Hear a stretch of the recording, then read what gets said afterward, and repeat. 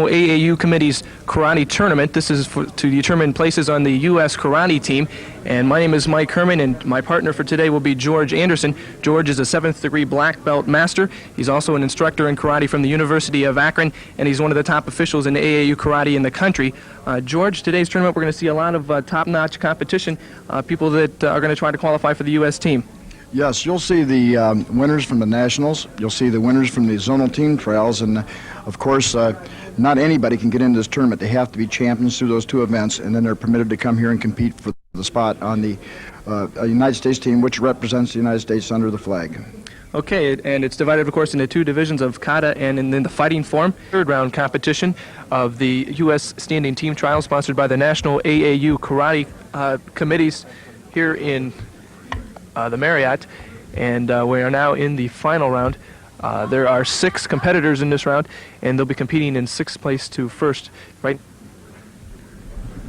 Now, Lori Clapper has competed more in the open tournament, and so she's used to very flamboyant things, and now they've had to take some of her more startling techniques out because this is internationally judged competition, and so it's put her at a little disadvantage. And under these rules, if she's used to them, then she'll perform better next year, I think.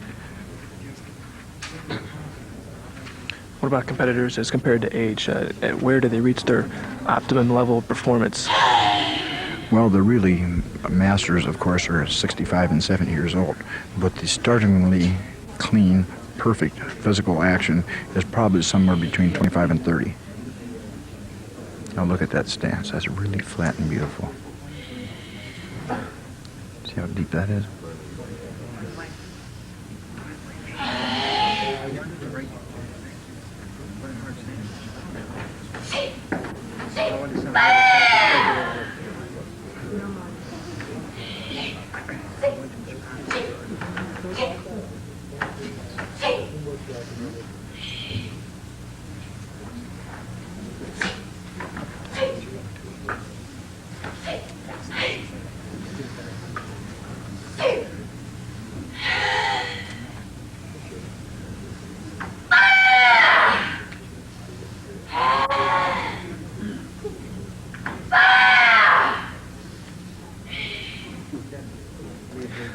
Of course, at this point, she has her back to the judges. How does that affect their evaluation? It really doesn't make too much difference because they're judging the flatness of her stance and the strength of her back and her breathing. You can see clearly from the back. So there's some things you can see from the back that you can't see from the front. And sometimes that you're overcome with facial expressions and where you really should be seeing the position of the buttocks and the position of the hips and of the lower back. We're obviously seeing a lot more kicking and movement and jumping in this free-form round. Has the other 2 rounds prepared them for this, or how does this compare to the other 2 rounds? Well, once again, since you're starting with the high score, and for each time you make a mistake, they take off 1/10 of a point. The other 2 rounds, they try to avoid making error. These rounds, if they're in the top, they try to go for broke.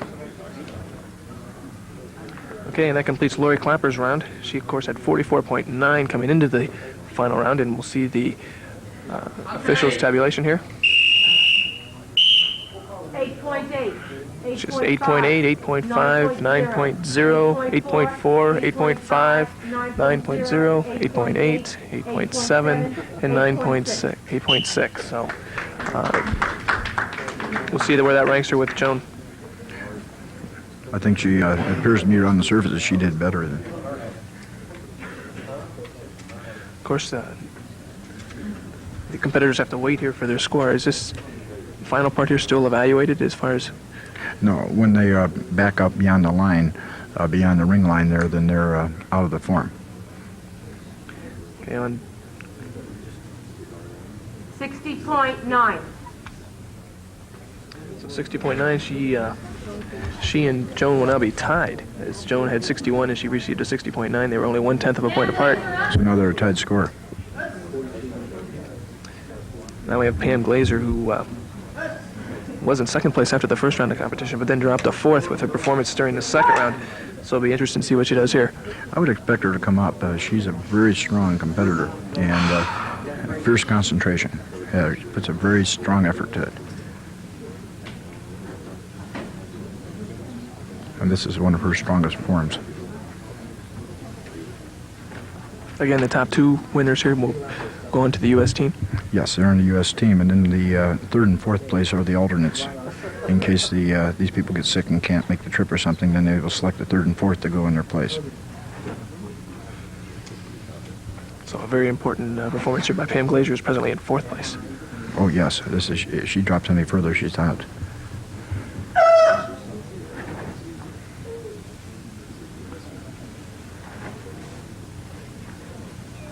What kind of a system is she using? Well, this is traditionally a Goju form. Beautiful kick.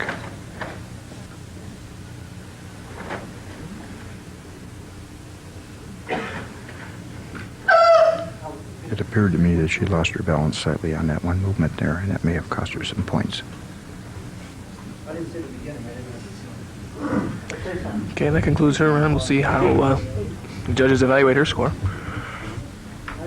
Again, she has 45.5 after the first two rounds of competition. Very close to Telly Garcia ahead of her, with has 45.6, 9.0, 9.0, 8.8, 8.5, 9.0, a 9.3, a 9.0, a 9.0, and an 8.9. So a very fine performance. Excellent. She came up. You said you expected her to go all out. Is that the type of performance you expected to see from Pam? Yes, it is. The kicks were clean, sharp, and hard, and if she hadn't slipped a little bit on the last, she'd probably scored higher yet. She was trying very, very hard to do her best. Of course, on deck now is Telly Garcia, who has a 45.6. The competition really tight right in here for second place. Well, Tilly is usually a very strong finisher. Her, she gets stronger and stronger as she warms up and she goes through the rounds. Of course, the head table is compiling the scores here. We'll see what Pam Glazer came up with for the third round, and that to her first two rounds, and see how she'll finish up. 62.70. 62.70. And so that'll give Tilly Garcia something to shoot for there. She's going to have a strong performance to maintain her third place position. Which she certainly will. I would expect one from her, though. And she's an experienced competitor. She has fierce determination. Look the way she's walking out there. And she's determined to do it. And she is really a positive thinker. Kata, can't push up. Oh, and this is her best form. This is the same one that Lori Clapper did. And got a lot of movement.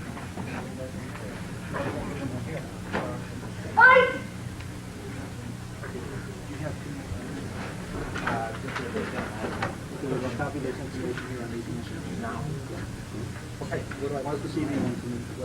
As we have a few seconds here, let's talk a little bit about this as a preparation for the actual combat or actual fighting in karate. This type of exercise, and this is the overall preparation for the karate.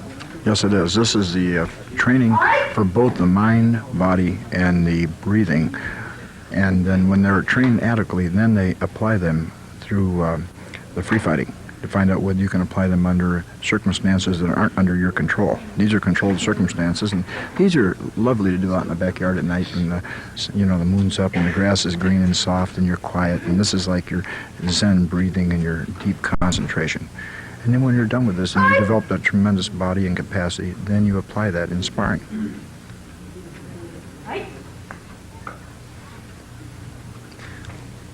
She's completed performance. We did see almost a slip on the one, Yes, you one did. jump there. Yeah, you certainly did. So we'll see how that's reflected in the scores, and then it is clearly reflected. She is 8.9, 8.8, 8.6, 8.9, 9.0, 9.2, 8.9, 8.8, and 8.9. So we'll see. I don't think she'll be able to maintain her third place, fall below Pam Glazer. Yeah, she'll be in fourth place, I think. Of course, now it's Leah Sakenik on deck, and she also is very close there. She had a 45.7, and so the pressure's not off yet. Leah as well, who's in second place now, which would qualify her for the U.S. team, still has to have a good performance in order to finish ahead of Pam Glazer. Yeah, so she could make a mistake very easily and lose. It's entirely possible to actually stumble and fall. I've seen that occur. And it happens in maybe like 1 out of 25, 1 out of 30 forms. One thing I might add here, that these people are doing this on a carpet floor, and most of them train on wood. And so there's a little bit different grasp on a footing here than there would be on a hardwood floor.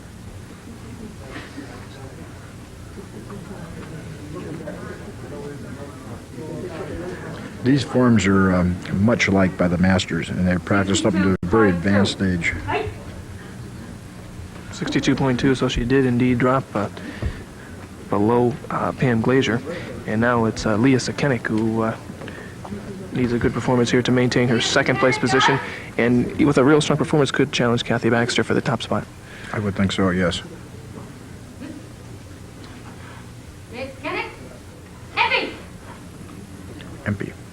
Empy is a flying swallow form. It's very quick as a Shotokan form. It has a beautiful jump in the end of this form. Well, what is the background on Leah? She's from New York. She's a Shotokan expert from New York, and she's won many championships. She's one of the finest of the women competitors. The last year or so, she hasn't been as active, perhaps, as the Baxter girl or the Miss Glazer.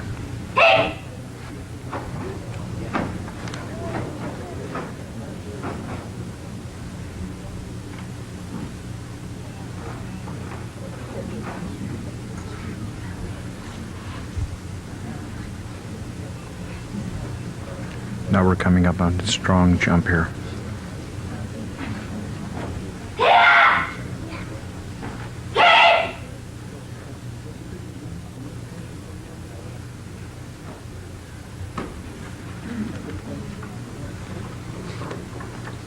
And that concludes her competition. Yes, I thought she did very well, but I didn't think her jump was clean. 9.0, 9.0, 9.0, 9.0, 8.8, 8.8, 9.0, 8.8, 8.9, and 8.7. So we'll see if she can maintain her lead in second place. I think we should comment there on the judges' scores. It's very consistent. Yes, they are. They have a common viewpoint. These are international referees and the best in the United States. And they're very experienced, and they know exactly what to look for. So obviously they all see the same things wrong. Just as a reminder, Pam Glazer had a 62.7 on this third round, and to give her a total of 108.20. She's presently the leader. But of course, we have Kathy Baxter coming up, and we'll have to add in Leah Sakenik's score.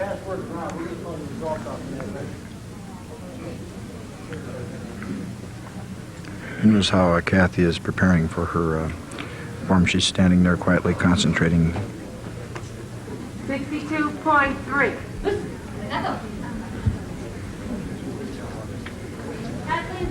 That gives her 108.00, which drops her down below Pam Glazer, who now is in second place with a 108.20. And that is the person right now who's applying the pressure on Kathy Baxter. Well, as I said, I would expect Glazer and Baxter to be the first and second. I said that earlier in the thing, and it's turned out to be that way.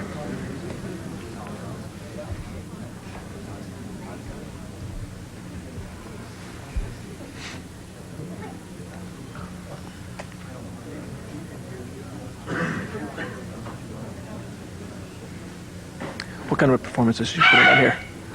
This is a Gojushiho. It's a Shonru Kata, and it's a beautiful form, and it fits her body build and style quite well.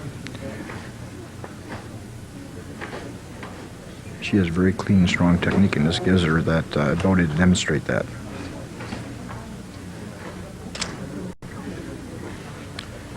Kathy is a very strong fighter, and she's consistently a winner in a competition, a sparring competition.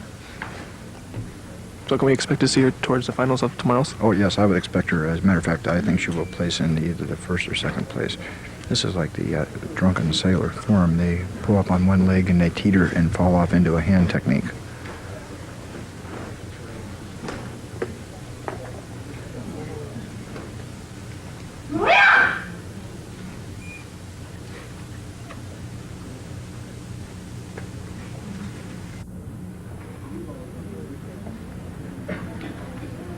Kathy Baxter has completed her performance, and now we'll see the official scores on that. She, as we said, is in first place, winning both the first and second rounds.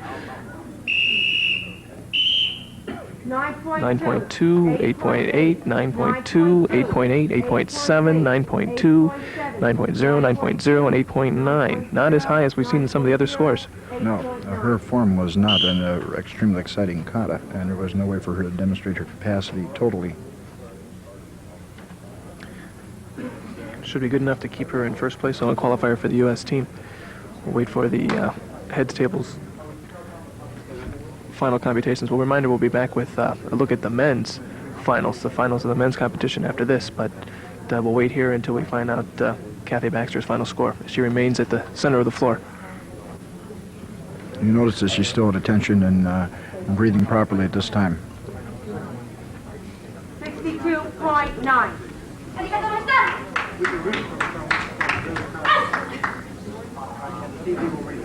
That does give her the championship with 109.00. Second place is Pam Glazer with 108.20. Both of those will now qualify for the U.S. team. Third place, Leah Sakenik with a 108 even, and followed by Telly Garcia, 107.80.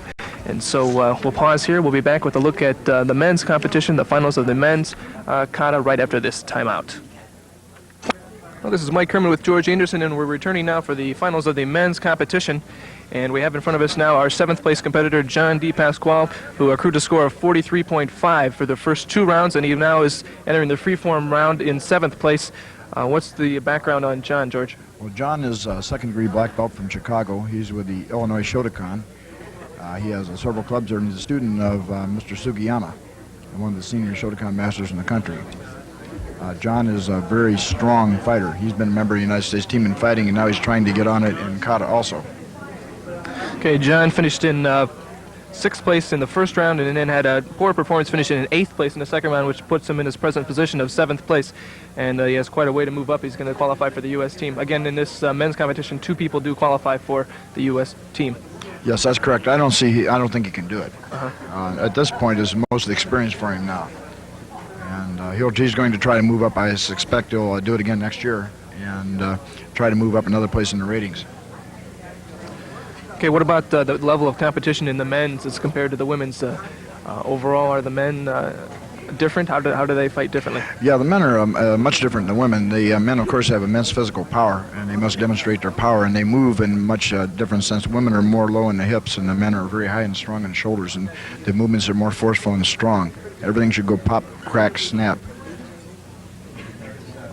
And what about tomorrow as far as D. Pasquale's chances in the fighter competition? I would expect him to place in the top 4 in the fighting. He's a very vigorous fighter, and unless he hits somebody and gets disqualified, he becomes very, as I say, very vigorous. He's a very spirited fighter, and he's fun to watch. In his ring, there's always action. Okay, let's go again now to the... Okay, they're ready to begin action here, it looks like. And they're announcing D. Pasquale, and Mark Rumit is on deck. He was the 6th place competitor, will follow D. Pasquale, and he now prepares to begin the finals of the men's competition.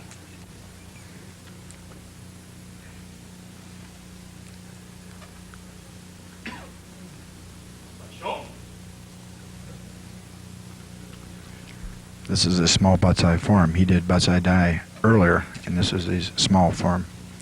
It's a pure and clean action. It's so difficult, and it demonstrates all the possible errors. Any mistake you make is observable here. The name of this form means to break the fortress.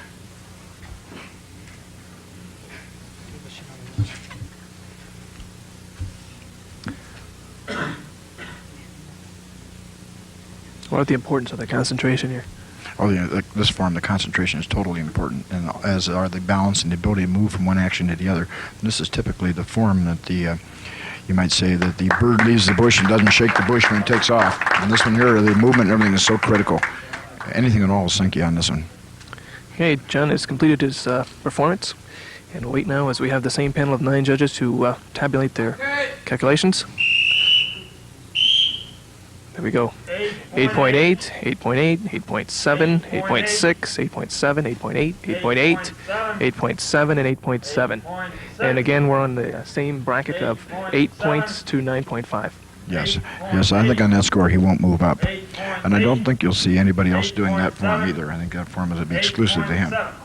Why do you think he chose that type of form? Because it's one he knows. He's not a really high-ranking black belt, and the forms that he knows within his system are limited, and they don't permit all kinds of fancy forms, so that's one he's been practicing. That's his training form. Mm-hmm. And again, they're waiting on now the head table to calculate his final score before he leaves the ring, and again, it remains there with concentrating on the breathing and remains in proper stance. Yes, he does, and they will all do that because they're it's like an officer in detention in the military, very similar type of thing. What about the athlete's code of honor, where each of the competitors had to sign beforehand? What type of influence does that have upon the tournament? Well, in the AAU particularly, they watch how you behave. The behavior of a karateka should bring honor to the whole thing, and this is not so much that they sign it, but that they read it and they live it. And they don't want to take any unfair advantage of the competitors, of course. You know, somebody's down, you don't want to hurt them, and you want to be courteous, even though you might be fighting very strongly with a person. And you, of course, got to obey the referee without question, so we can stop matches when they get out of hand. Rumit up. Pritchard on deck. He received a score of 61.2 for this competition, which gives him 104.7. Now, when we have Mark Rumit came to the center of the floor there and will begin his competition, he has a 43.6 after the first 2 rounds. Mark appears to be a younger competitor. Yes, he is, and many of the observers thought he did better than his score in the initial round. He did perhaps some of the finest forms of the day, and there must have been some real glaring error that the judges saw because they didn't score him higher. But he's doing remarkably well. In fact, he did not even place in the top 8 places there. He finished 9th in the first round, and then was able to strong performance in the second round, brought him back. What has he chosen here for his free form? Well, this is a very, very strong form, and it's allowed him to display his agility on the floor. If you watch his stances, the way he moves is outstanding. He's a very strong kata.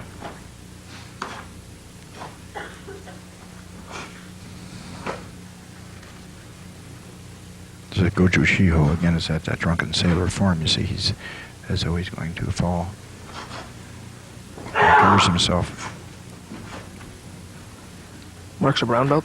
Yes. Where's he from? I don't know. He's a newcomer to the tournament scene. I haven't seen him before. I think he's from New York. I would think he's a Shotokan from New York by the patches on his uniform. I assume that's where he's from. Good performance for him, and we'll see how the officials rate that. What about a brown belt? Did they take that into account at all when they look at the... Yes, they do. That's because there's certain levels of form, and most of the brown belts don't do high form.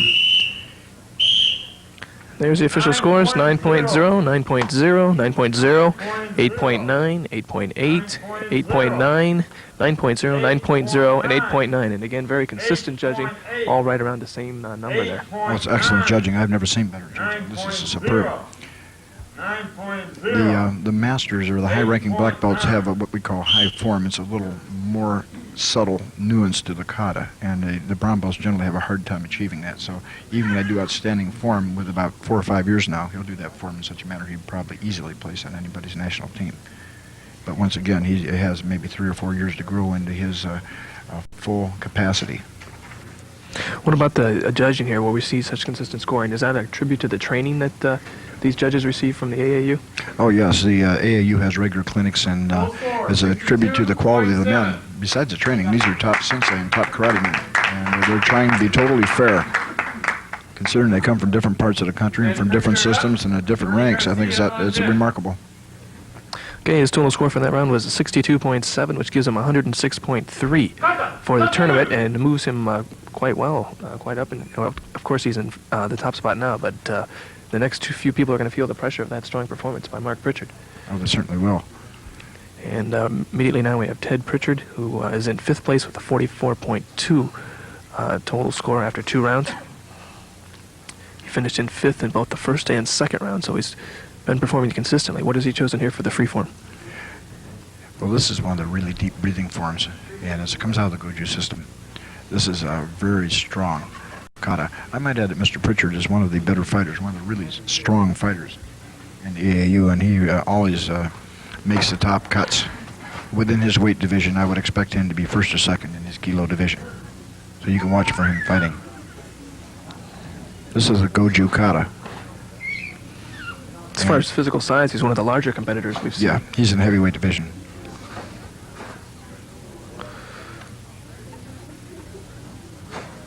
I think he's about 82 or 83 kilos, about 185, 190 pounds.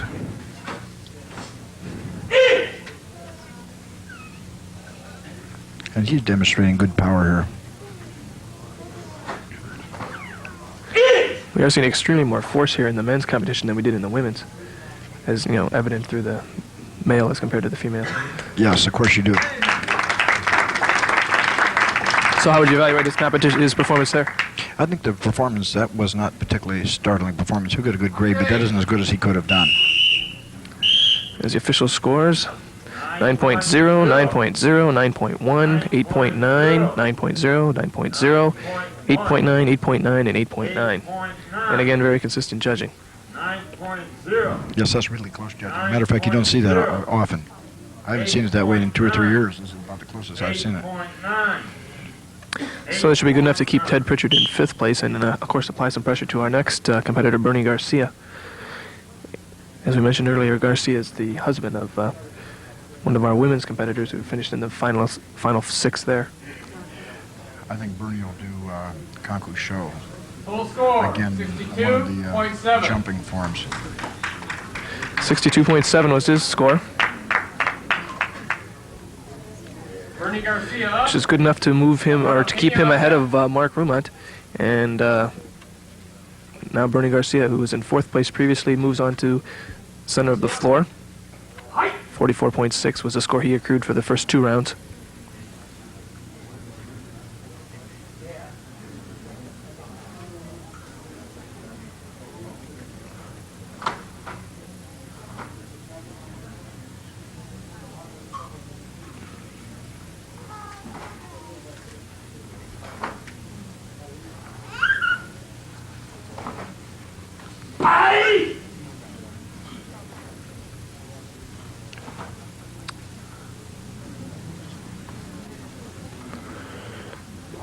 In contrast to the force and the intensity we've seen with Ted Pritchard, Garcia continues the intensity, but we don't have the physical force that... No, he really doesn't. He's very quick, though. Very, very quick, man.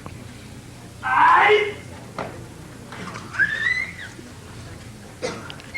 think he fights in these 60 to 65 kilo divisions, the real lightweights. He got disqualified in Spain. He hit somebody in the face and disqualified in his competition.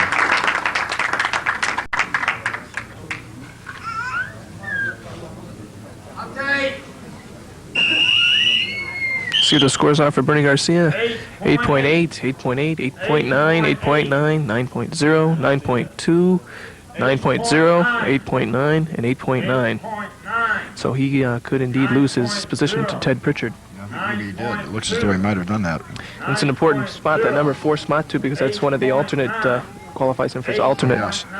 And sometimes they use the 3rd and 4th place to send on goodwill teams to South America, too. They'll usually send one team one place and send what we call the B team someplace else. If the competitions, international competitions overlap, they use all 4 places.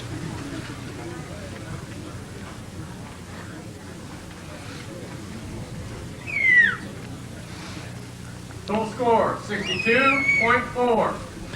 62.4. That is just enough to keep him ahead of Ted Pritchard. As Ted Pritchard had 106.9, he had one that gives him 107.0. So by 1/10 of a point, he is maintains his 4th place position. Now Alberto Pina, who is challenging for the 2nd place spot. Both the 2nd and 3rd place competitors had scores of 45.1 after the first 2 rounds. Alberto, because of the tiebreaker type of competition, is presently in 3rd place. I would expect he'll stay in 3rd place. He's an experienced competitor. He's been on the team both for Kata and for fighting for several years. Last year he was just in the 3rd and 4th place. He didn't actually compete, but he was one of the alternates. He's a very strong fighter. What about Ronald Mizua? His competition? Ronald Mizua I would expect to take 2nd, and I would expect Domingo Llanos, unless he makes a big error, to take 1st place. He's clearly the best foreign man we have. So Pina now, who's presently tied with Mizua for 2nd place, out on the center of the floor. Well, he's doing a good form. His form looks good. He'll get good scores.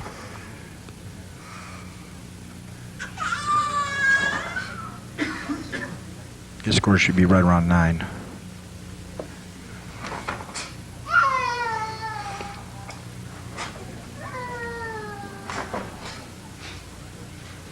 What type of breathing pattern is he using on this?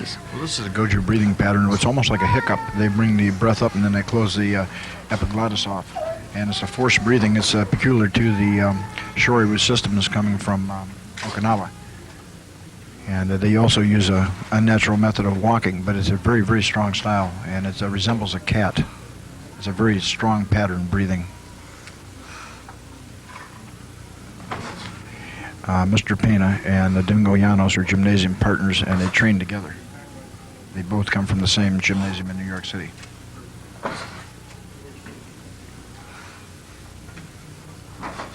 How important is it to have a strong gymnasium partner like that? Oh, it is. It's really important because you need somebody to criticize you. If you're by yourself, all you can do is look in the mirror, and that doesn't tell you anything because you're not controlling your gaze when you do.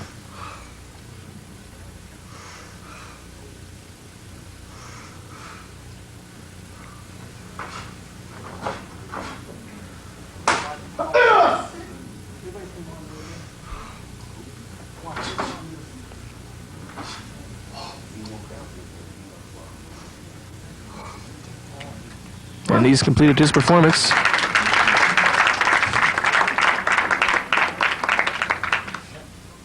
Which should set the stage for Ronald Mizua. Let's see what the officials score. 9.2, 9.3, 9.0, 9.0, 9.0, 9.0, 8.9, 9.0, and 9.0. Very good score. Very good score. 9.0. So that gives him a very excellent shot for second place and to qualify for the U.S. team as a 9.0. 9.0. This Matsubayashi is a very, very strong form man, though, so we have to watch and see what he does. He may do outstanding Kata 2, which again will break a tie. The two men have been tied throughout the entire day. In the first round, they both received scores of 21.2. 63.2. 63.2 is his score. So that gives him 108.3 overall, which moves him strongly into the top spot as of right now, with two men yet to perform. And here is Ronald Mizua. As I said previously, Mizua won the first round with a score of 21.2, which was the same as Pina, and then Pina came back to win the second round, and both, again, had identical scores. This is Impy, once again, the flying swallow form. What is the background on Ronald? I don't know. He's a newcomer to the scene, and I think he's a Shotokan, or no, he's Shitoru, and I think he comes from Washington, state of Washington. It appears to from his patch. This form is not too often done at the national level. It has a high jump in the back, and if you don't do it just exactly right, it really ruins your scoring. The jump is supposed to go completely in the air and around, and we'll see how he does. They do 3 of these actions, and then they back off, and then there's a big jump.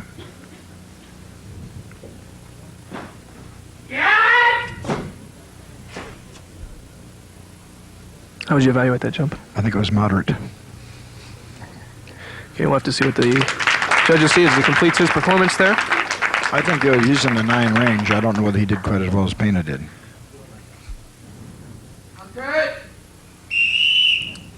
Call for the official scores, and there we are, 9.1, 9.0, 9.1, 9.1, 9.1, 9.3, 9.1, 8.9, and 9.1, so quite well. Yes, a good form, clean form.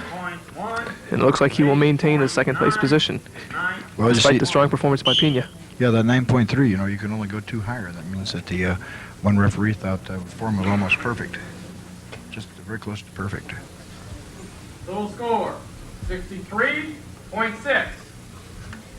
And that moves him, 63.6 was his total score. That moves him strongly into the top spot right now with 108.7, and so he for sure now qualifies for the U.S. team. He finishes 0.5 of a point ahead of Alberto Pina, and now we have Domingo Llanos, who is in first place after the first 2 rounds with a 46.0, and he is now at the center floor. I'm sure that he'll do a strong form. I'm sure that he'll win this one. Is he a member of the team now? Yes, he is. He's the premier kata man on the United States team, and he didn't do well in Spain, but previously in Japan he did very well. And he's a Pan American champion and national champion many times. He's been the overall champion. He's an All-American probably 6, 7 times, athlete of the year. just all kinds of awards. Again, he represents New York, and he's a Goju stylist. What about the age on someone like this? Has he seen the peak of his career? I think not yet. He has maybe 4 or 5 years. See, these things mature, and the actions become more subtle and at a higher spiritual level. No, I think he has maybe 3 or 4 years of really strong movement left. See, when you're watching him now, you're not just watching a physical thing, you're watching the man.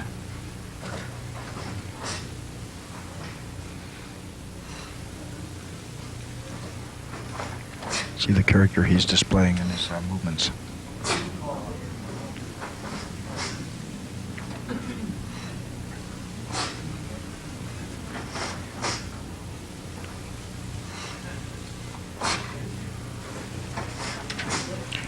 This is identically the same form that his gymnasium brother, Mr. Pina, did.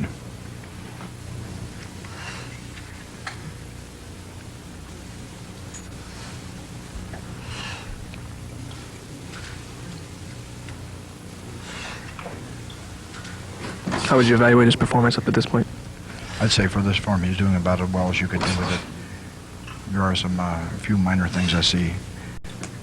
One thing that he's making is a pseudo action or chopping action with his open hand. There's a little movement that's unnecessary, but I think the form is outstanding.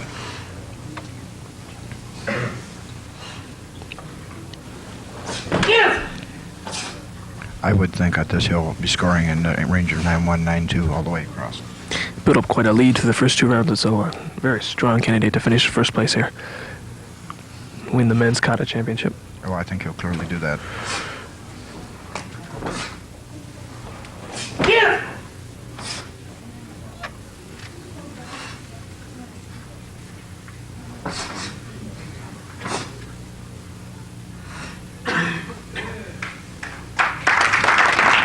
Excellent form.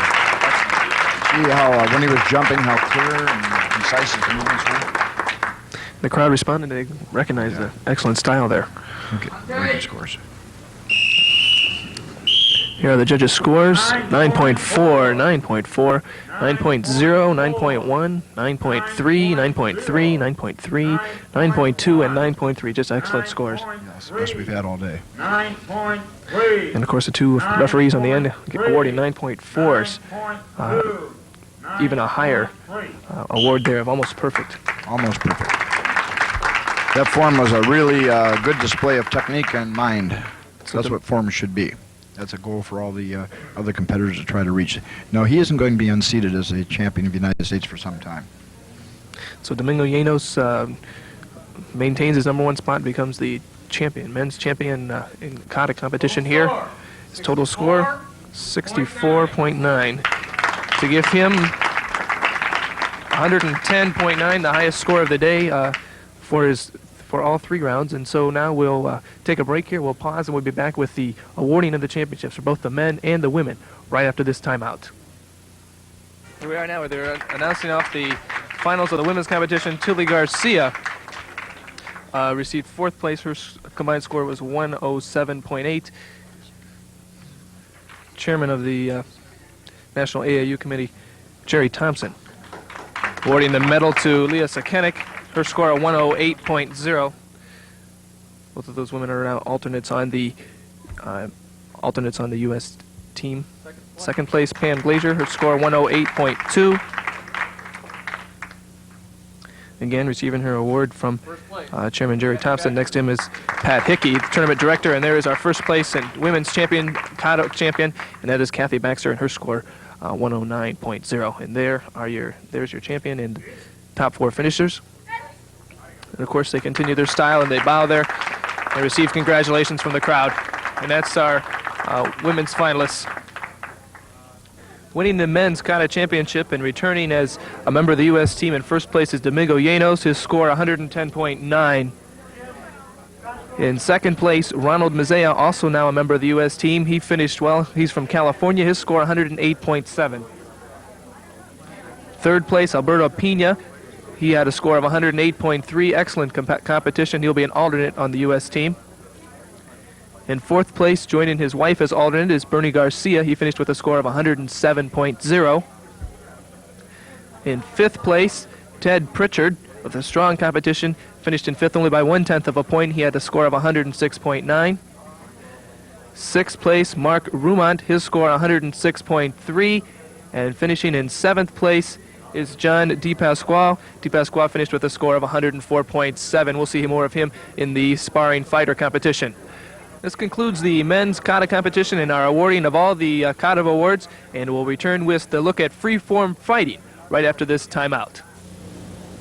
Hello, I'm Jerry LeCamp, Director of Radio and Television for the Catholic Diocese, inviting you to watch our monthly series, Profile. Profile is a program which features one church and its congregation here in the CATV franchise area. Remember, Profile, Channel 24, Wednesdays at noon, Sundays at 2:30. Okay, here we are in the finals of the lightweight division, the under 53 kilogram division, and we have Pat Booth, who has not lost yet in today's competition, and she is facing Gwen Hoffman. The only time Hoffman has lost today was in the quarterfinals to this same competitor, Pat Booth, and so these two will be going at it for the championship of the under 53 kilogram competition. This Hoffman has been doing a lot of kicking, and she's been doing a lot of side kicking. She seems to retreat, and when the other opponent comes in, she tries to kick. And Pat's been able to beat that by timing. She brings her leg back, and she moves in and punches. She just won an exciting match over Joan Fellensack to qualify to make it into this finals competition. Oh, she did, and she did all kinds of kicks in that. The last minute of the match, she must have done 30, 40 full-power kicks. Booth, on the other hand, is an older fighter. She's 28 years old. She's from New Jersey. Reyes, report the red. Matthews, report the white. Rosario awarded to Pat Booth in the red. It was awarded on a counter punch. Pat Booth has been counter punching regularly. She just doesn't attack too much. She stands outside and at the last minute sticks him. There's another example of a perfect fallback and excellent timing. She's able to just put that counter punch in there. The referee didn't think something was correct about it, so it wasn't a punch. It wasn't executed in the proper balance, evidently.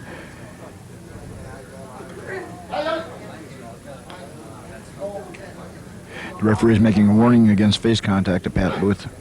There was a bumping there.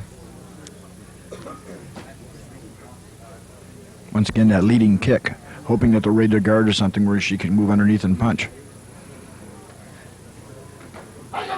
There was a kick to the back once again the kick to the back was to make them turn so they can get them to their attacking side. Glazer's putting with all her weight on that back foot there. Yeah, it's odd to see them leading with a kick like that. She's leading with a kick hoping that the defense will change, and it doesn't work for her. I don't know why she keeps doing it. It's not effective. Every time she does it and she drops her foot, Miss Booth punches her. Again's that leading kick.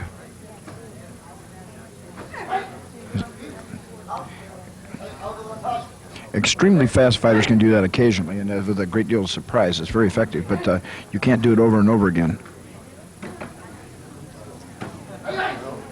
A technique of just throwing your leg out is because sometimes you're nervous and don't know what to do, and you're hoping to make them turn.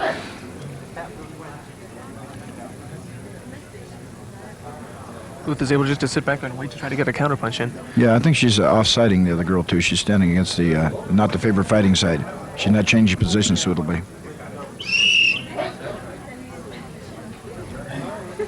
That's the end of the match, and Pat Booth looks like she came up with a win. She scored 2. Azaria's there to win 2-0 over Gwen Hoffman, and she is the champion in the lightweight division of the women's competition, the under 53 kilograms. We have Louis Reyes in the white, and he's against John Mui with the red strap on, and Mui has one loss on the day. He lost earlier to Reyes.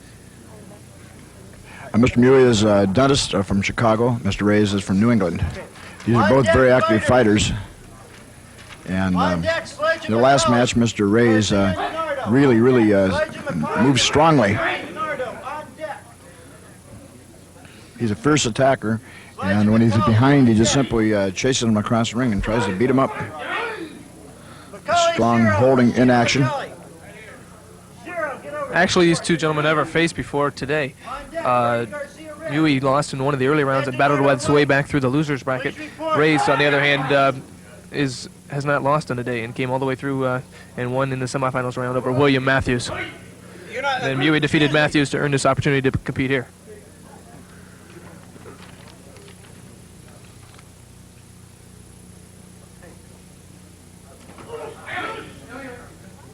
Mr. Reyes is physically strong. He just really moves him over and grabs a hold of him and hits him.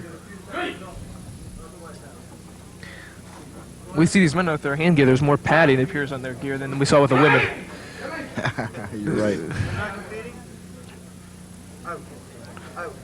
Mui's on the ground there, but no points awarded. No, he went down. He actually lost his balance and slipped. He wasn't really knocked down. There's a roundhouse kicking. Caught on the hands. And Mr. Reyes just charges and in some sense bodily crashes and tries to move them towards the ring corner. Then he attacks strongly, hoping to drive them out. And then they start watching the corner of the ring and don't pay attention to him. Then he scores him. Another attempted roundhouse. Oh, a terrific uppercut to the solar plexus. He grabbed him, hit him twice, and then smacked him in the solar plexus. Looks like Mui's recovered. Oh, he'll recover. But he evidently was breathing out when he got hit. He was trying to pull away, and I think he was recovering his breath.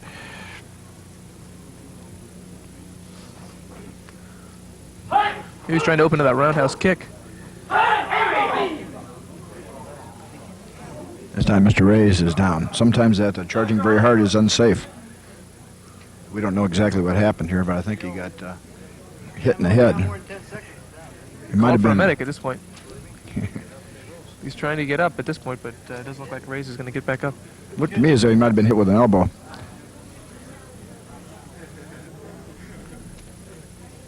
They have 10 seconds to recover. It hit him right over the right over the right eye. You can see the swelling starting to come. That's a tournament doctor is there on the scene now. Later on, which one gets first place? I may make it from here. Let me see the chart. That's a bad place to get hit. That is not so bad with boxing gloves, but when you go to bare hands, and of course these knuckle pads are merely to prevent cuts. They're real soft and they don't have any cushioning effect at all. And if you get hit with an elbow or something, it'll knock you right out. Go right out like a light. This is giving Mui a chance to recuperate as well. He's over there on the ground on the other side. What is your work going to be? Move on. Again, this is the finals of the 60-kilogram classification in the men's competition. He's right. He's right. Okay, what they're going to do here, I think, is to give him a mobobi. They're going to suggest Mr. Reyes charged in with reckless disregard for his own safety and ran into Mr. Mui. Therefore, Mr. Mui is not to be held accountable for that strike. So they'll give a warning to the to Reyes, or give him a mobobi, which would give an effect to Mr. Mui a wazari. That's the case. There's a penalty for running in a defenseless attitude, or running in and leading with your face. And it's something to be aggressive. It's another thing to have reckless disregard for your own safety. Seems to be a cut above the eye now of Reyes. He has a cut above his right eye. Yeah, it's quite a swelling there. But he appears to be durable, and he's recovered and up on his feet and moving well. Dr. Mui is very, very quick and very strong. He just doesn't know what to do with this extremely aggressive fighter from New England.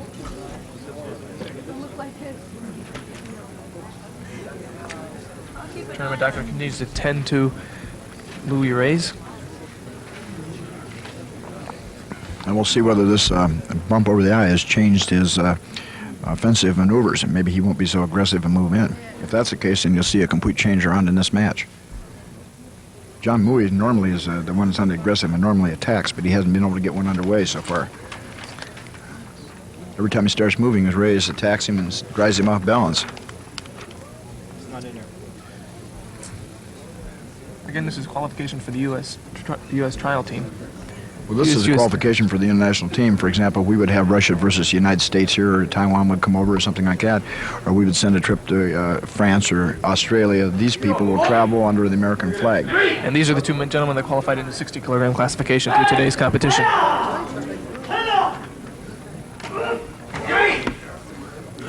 Reyes was able to drive him out of the ring that time. Reyes hasn't slowed down at all. He's still moving very strongly. No points awarded, though. Seen a lot of physical activity out there. Yeah, you really have. The referee isn't accepting that. He says it has to be not a lot, but it has to be proper. It has to be direct and directly under control of your mind. These wild actions don't count. Who is our referee for this Our one? referee is Koji Sugimoto from 7th Degree Shotokan from Miami, Florida. 30 seconds. 30 seconds remaining.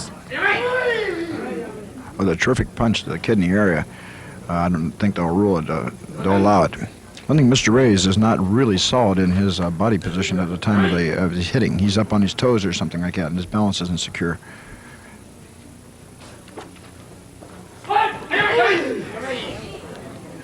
And there was a good punch to the back, and I think they're going to award the technique to Mr. Mui, Dr. Mui, the technique he did right before he turned his back and got punched. Seems to be a discussion on the sideline as two officials in the ring disagree on who to award the point to on that. Yeah, well, one guy did a technique and got a point for it, and then Mr. Reyes then did one immediately thereafter and hit him. So it was a question which one technique was more valid.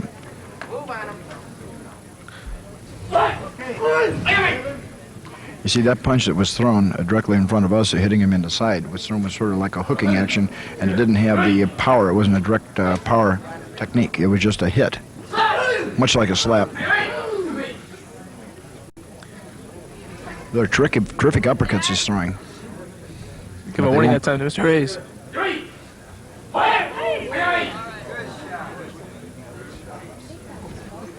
There's another hit to the head. This match is totally turned around as Mr. Mui is able to control it. Yes, he has. Well, see, that reckless attacking will get you into all kinds of trouble. You just can't do that. You fight against a good man, you come in, he'll just hit you. As much in the same way a matador would poke a bull, you know. Now, you take a man like Mr. Reyes and proper coaching and more training, then he'll be very, very tough, but he'll have intervals of fighting. He won't do that all the time. He'll do it once and then he won't do it. And he'll keep his opponent off balance with a differentiation in the attack, where right now he's doing the same thing over and over, which allows Mr. Mui to gauge him and turn it around. Officials continue the discussion on the sidelines of what to do with that last call, that last confrontation. Well, it's clear that somebody got hit, but they're trying to determine who is responsible, the fellow that charged him with his face or the fellow that hit him. And as they're trying to assign the responsibility, so there is a difference of opinion. And in order to award a penalty, they have to have a consensus where they all agree on it, on what's to be awarded. Again, our commentator this afternoon is from George Anderson. He's one of the high-ranking officials in the AAU. And that's the end of the time. There's only seconds left on the clock. And Mr. Mui comes up with the victory, and he's our champion in the men's 60-kilogram classification, defeating Luis Reyes. And so, however, that since Mui came from the losers brackets, that's going to set up a rematch. Yes, it certainly will. And this rematch will be interesting because we'll see whether Reyes' coach will tell him to slow it down and change his tactics, because those tactics obviously don't work. They worked once, and Mui, with his brains, picked it apart and came in with a different method and beat him now. We're going to see whether Reyes could do it again. That's 2 out of 3, really. Okay, we're set back with the rematch of the two men that qualified for the U.S. Team in karate in the 60-kilogram classification. There's John Mui. He qualified and has just defeated his opponent, Luis Reyes. The two men will be going at it now again, each man with one loss. There's Luis Reyes. He won all the way through, qualified through, winning the semifinals, got into the finals, and lost to Mui. And that calls for a rematch between the two gentlemen, each with one loss in this double elimination tournament. And this will decide who the 60-kilogram champion is for today. Again, Mui with the red belt on, and in the white is Luis Reyes. Mr. Reyes used to box when he was in the Army, and a good part of that is showing up in his karate technique with those long, low swing punches. Dr. Mui last year was the first time he entered the national team trials, and he was disqualified for excessive contact. And this year he has it much better under control. He's coming with that high kick, keeping Reyes away. Yeah, he is. He's stabbing the distance. One of the big problems here is there's being within a distancing zone, being able to get right in there. And when they enter into that zone, you have to attack immediately. And sometimes they're not ready, so they throw the foot up to stall the event. Okay, Mui was able to score there originally. Now they're going to give a warning of technique there to Reyes.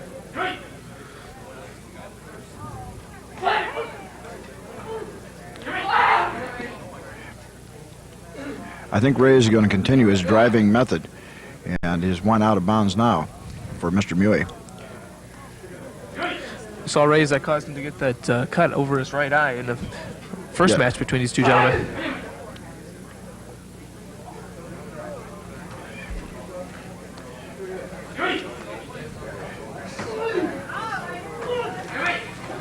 I suspect that the referees are thinking that Mr. Reyes is just bordering on excessive body contact. He's doing some very heavy body punches, and they're not really scoring techniques, but they certainly hurt, I'm sure. Mr. Mui has to be weakening from those the heavy body punching. He continues with a smile on his face the whole time, too. Yeah, part of that's because of his mouth guard.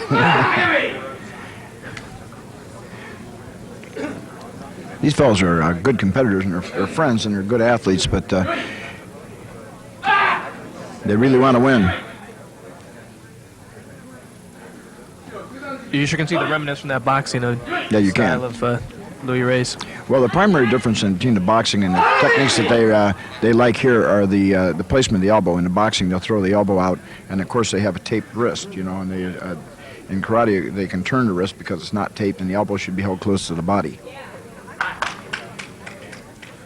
Waiting for the official ruling here on this. Giving the warning to Reyes. Warning up. Yeah, he gave warning to Reyes and gave the Bazari the penalty for the warning to Dr. Mui. And I think ruling it was no point. Reyes got in there with a good kick, but I think again his technique was off. I think the kick landed on the arm. It wasn't clearly through. Oh, now they're starting to get a little frustrated. Not angry, but frustrated. They don't know what to do about that. And of course, if it exceeds any more, they'll disqualify him on the spot. They won't permit any anger like that to be shown in the ring. And they're lobbing with Zarim right now. The referees bringing the fighters together and cautioning them that this is not a good way to fight and that they can lose through bad attitude.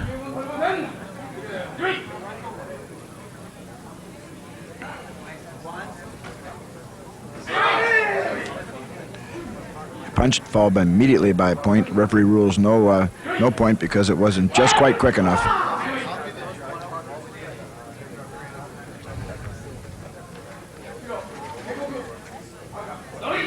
Well, he gave him another warning for hitting the head, and it was done before, and his second time for hitting the head.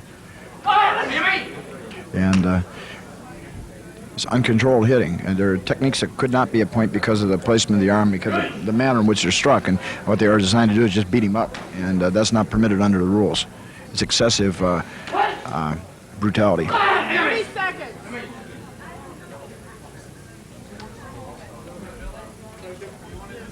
.30 seconds remaining in the match. It's amazing as hard as these guys are hitting that nobody's bothered to sweep the feet. So usually when there's such close, heavy infighting, they sweep the feet. They're doing a very good job of refereeing. He's ruling these out of order, and he's correct in doing so. They're not delivered with any discernible karate technique. They're just really heavy, hard swings to the body.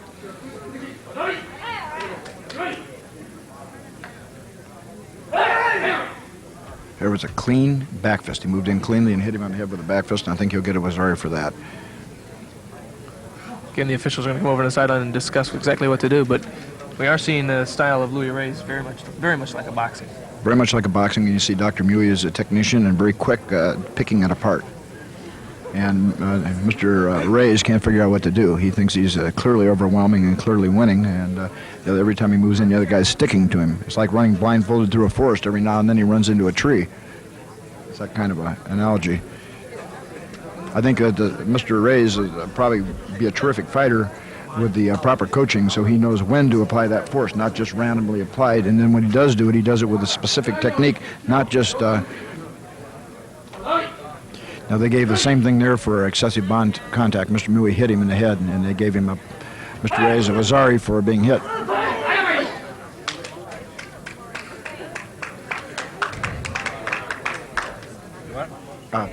no thanks. We are seeing a lot of contact here. I'm gonna eat it if you're not- And wait for the officials' discussion. They're going to go talk to Louis Reyes. Look at this, where he got hit in the face. The swelling hasn't increased over the eye. It seems to be quit bleeding, and he hasn't been hit there again.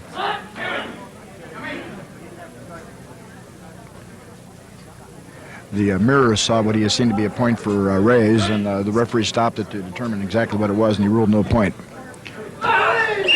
Oh, there's a terrific body punch. Dropped him to the floor. Hit him right in the floating ribs. Right under the arm. Right at the end of the time, too. And now Mui is on the ground, and they called again for the medic. Got him breathing in. You can't hit that many times, and of course it's. We'll see what happens here. I suggest it'll be disqualification. That'd be my particular viewpoint. Being a southpaw. Officials are attending to John Mui at this point. Of course, Dr. Mui is in supreme physical condition with very strong stomach muscles, and it just got him on the floating ribs and caught him when he was breathing incorrectly. Once again, that demonstrates the importance of shouting, and the technique is to protect yourself. When you're shouting loudly and you walk in to a punch, then you don't get hurt. And if you're not shouting, you're breathing in, or you're in that transition period, you can be injured. You notice at the time of the injury, the fellow that caused it goes over and kneels down at the line and doesn't pay attention to what's happened, and in effect removes himself from any consequence until the referee brings him back and stands him up. He isn't allowed to apologize. He's not allowed to look at the damage. He has to go over there and mind his own business until the thing is resolved.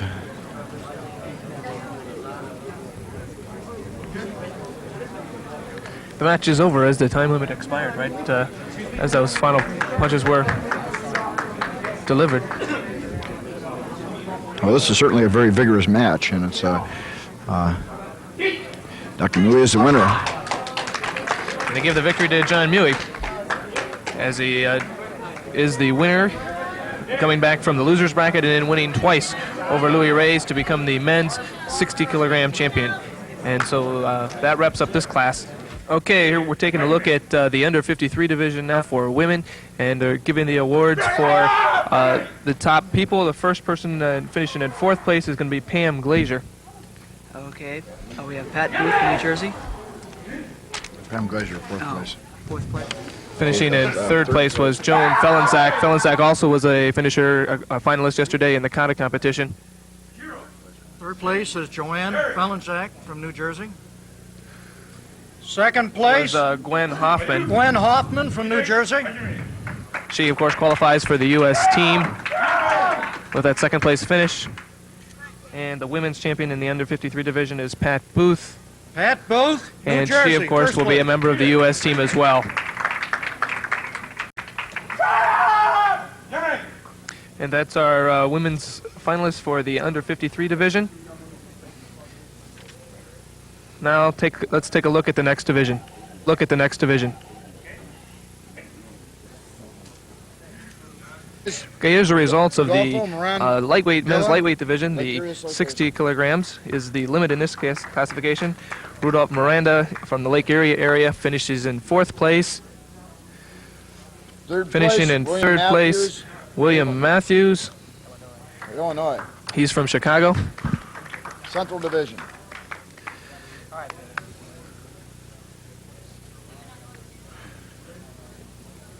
Second place, And Louis Reyes. he, of course, has a bad foot and is England. being helped out there. And finishing in second place is Louis Reyes. We saw his competition. He made it all the way to the finals and then was defeated twice by the First 60-kilogram place, John champion, Mui. and that is John Mui, also from Chicago. Mui also sustained an injury in his last match, and he is the champion. He and Louis Reyes qualified for the U.S. team. And so that's a look at our winners in the 60-kilogram classification.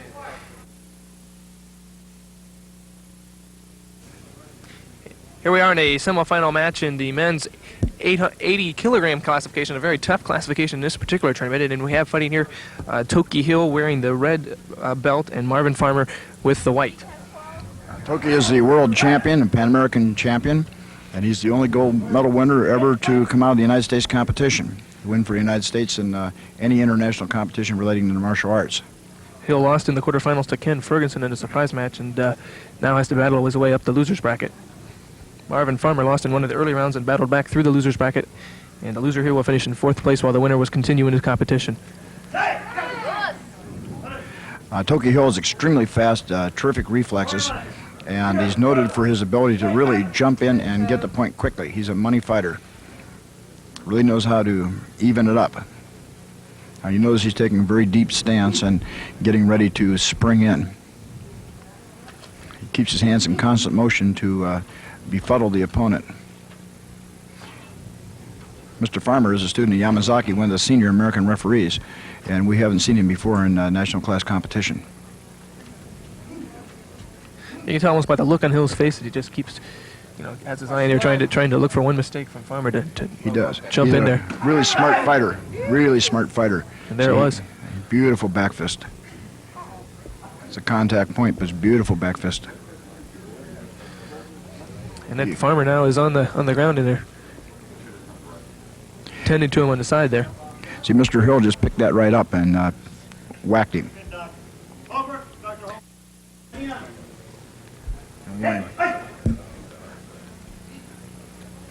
Just a simple warning was given for that infraction. There's a extended left foot. You can't do that very often. Toki move under it and hit him. Toki's a 4th degree black belt from Chillicothe, Ohio. 30 seconds. A 30-second warning. They got him with a real fast punch, but his body balance wasn't correct when he scored it. Referee rules no point. Still no score in this match up to this point. No, this newcomer is to be watched. Mr. Farmer is very quick. Again, he was chased out of the ring, though, by Hill. And the Mazzari is awarded to Hill, and he takes the lead in the match. No, he's a very smart fighter. It's going to be hard to score him to get a point. He's not going to do anything foolish in this match. He is going to play it out to the end. I think there's about 15 seconds match time remaining, and he's just going to stall it out. There it is, the end of the match.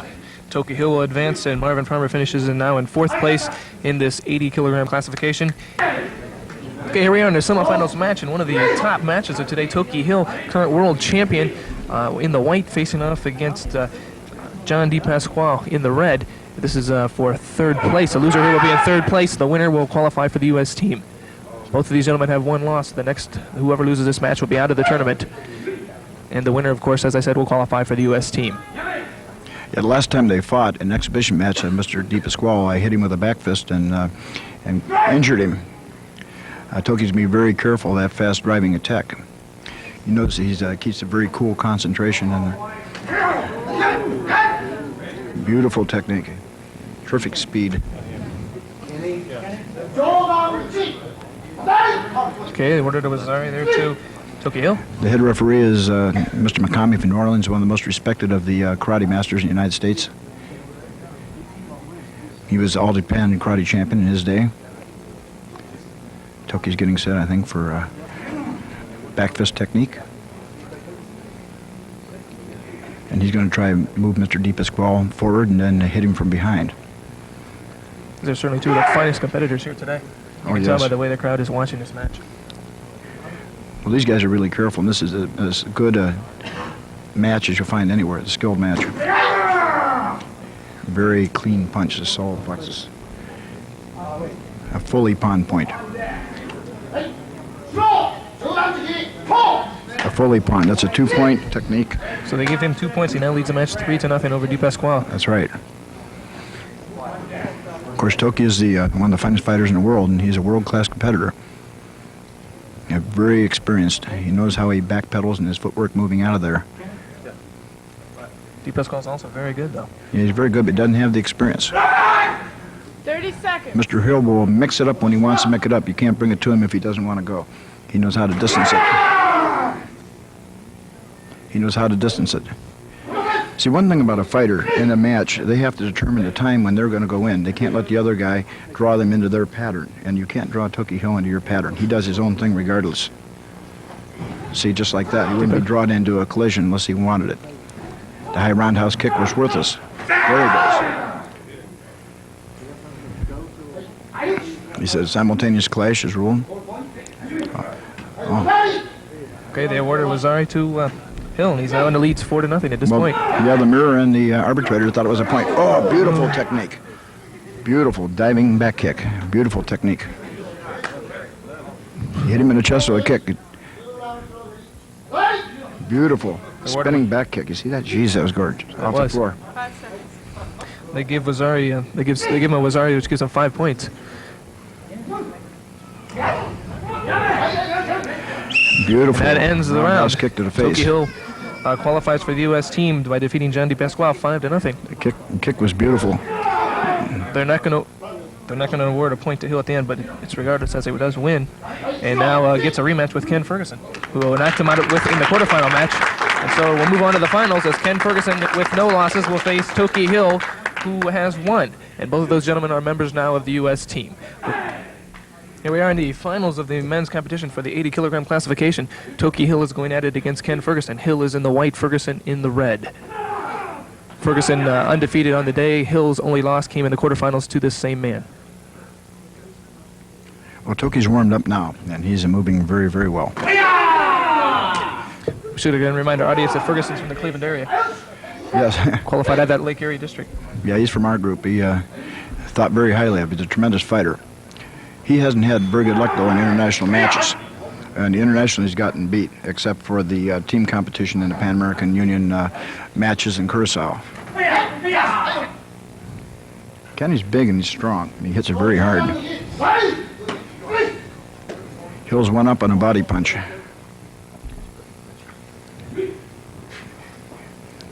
Well, what Kenny Ferguson is going to try to do here is to destroy Toki Hill's punching range, destroy his mobility, try to cut the mobility down.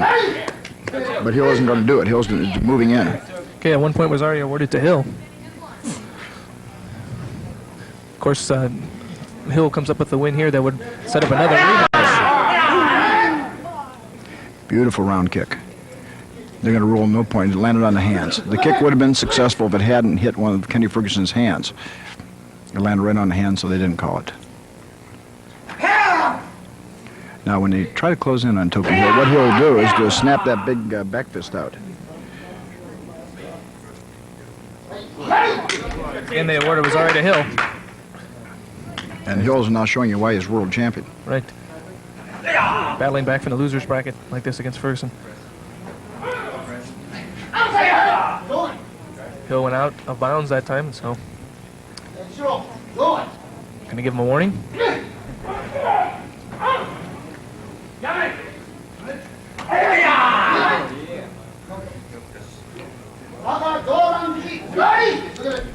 Ferguson counters with a Wazari. Spirited fighting after the Yame. Boy, this is a close match. These guys are really matching it up. Back punch by Ferguson.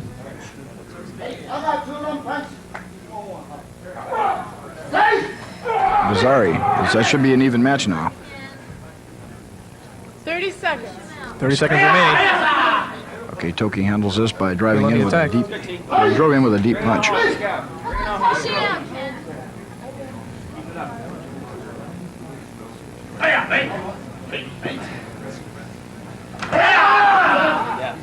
Okay, that was a back fist. Beautiful back fist. The mirror calls it. The arbitrator calls it. The judge award a point must to award Hill. it.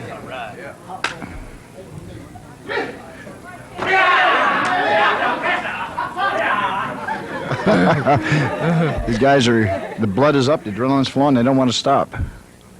And he's calling it a clash. And I think they're going to consider giving them both an official warning for fighting after the voice signal. You know, the referee can't stop and jump in and separate them physically.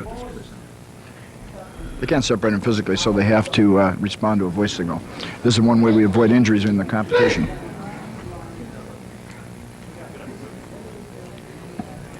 Ferguson is raising his arm to offer an apparent opening. He hopes that Okay, the fighting Toki tried to side kick, and they ruled it none. Hill is ahead at this point 5-3. The order was already Ferguson. Makes it 5-4.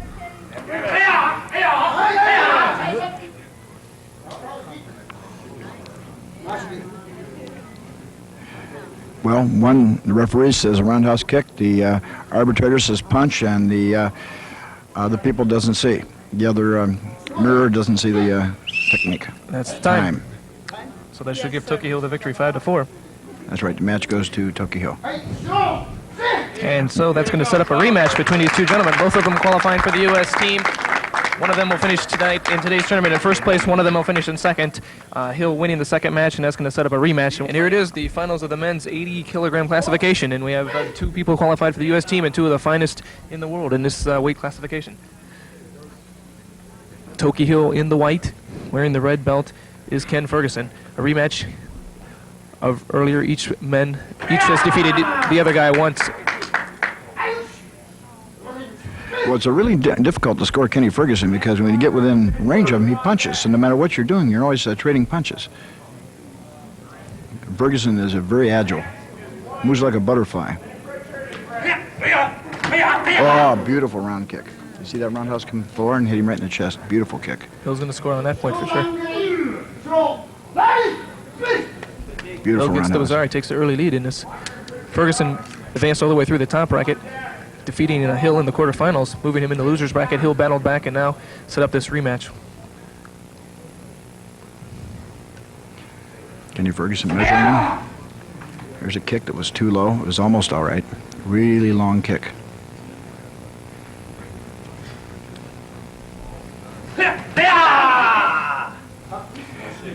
In that particular thing, there was a back fist from Kenny Ferguson went in. I don't know if the referee sees it or not, but Kenny Ferguson hit him with the back fist. Tokihill tried to punch and missed, and the back fist went right over the top and hit him on the head. There was contact on the back fist. Officials are dead. One official was sealed from the side, couldn't see it. It was no good. It was a contact fist, so he's given a warning and continuing with the match. See, that's the type of technique, if it had been done with deliberation, could have been a positive score. It was almost an afterthought. That's the reason they didn't score it. Kenny Ferguson trying to trap that fast front foot of Toki. Just watching the feet of both of these gentlemen just keep moving. The order was already to Hill. He takes a 2-0 lead. Comes right back with a quick shot. Another Wazzari. Again, they order another Wazzari. That gives him 3-0. Tokihill, the world champion. You know, he wasn't nonplussed by his initial loss to Kenny Ferguson. Oh, beautiful kick. Spinning kick up over the top. Beautifully controlled kick to the chest. The one official thinks it hit the shoulder, and of course, then they disallow the point. Well, the reason for disallowing the point was it was from the floor, and it was not done exactly at the nick of time.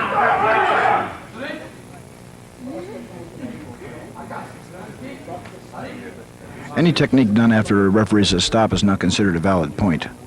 The arbitrator couldn't see it from his position, and Mr. McCamey is asking his opinion. Okay, the order was Wazzari to Ferguson, and they cuts the lead now to 3-1. Hill comes right back with some more aggressiveness.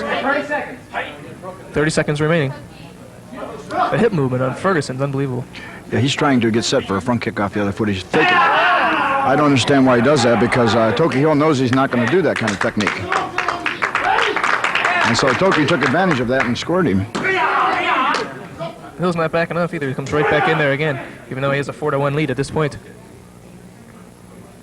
Well, they have Hill's dander up. And Hill is his adrenaline's flowing, and he's a fighter. He's treating the crowd to quite an exhibition here. But you notice in all this fighting that these guys are very careful not to knock each other's teeth out or break their noses. There's no real serious injury here. It's vigorous, but it's well controlled.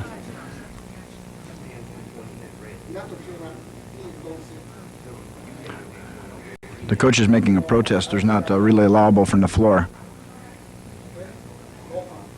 Okay, no point allowed there. Hill remains ahead 4-1.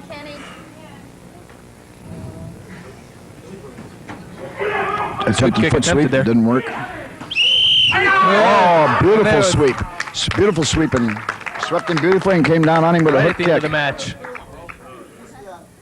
Beautiful technique. We'll see what It the hit too scoring is low. on this. It was too low. The kick was too low. The kick was too low, but it was a gorgeous sweep. The referee's going to award no point. Time. Time has expired. And Tokihill should win 4-1, and he becomes the champion in the men's 80-kilogram classification. Ken Ferguson finishes in second place, and both of them members of the U.S. team. And that wraps up this class with this weight class. And so we'll be back with more right after this.